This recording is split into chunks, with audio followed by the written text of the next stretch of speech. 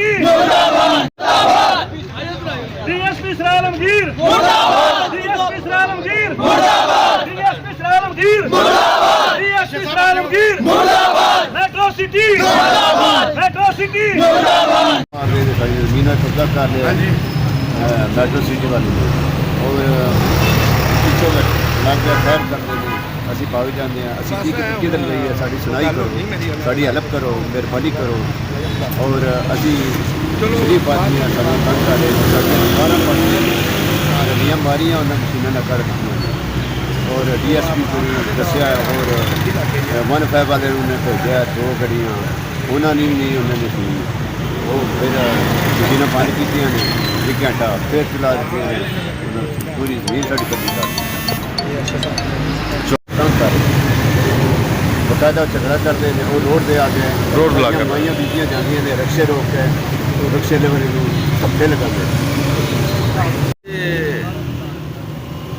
मतलब की मतलब मुतालबा करते हो वाला काम के नाल तुसी 13 मिनट उन्होंने को पूछे वो कहने जा बाबा काम कर रोड पे जा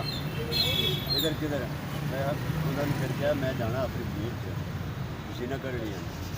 वो फिर झगड़ा किया मैं फिर रोड पर जाके मशीना रोकी रोक के 2 घंटे बाद रोक के फिर मैं चला गया ठीक है बकायदा DSP को गया और वीडियो उसमें आए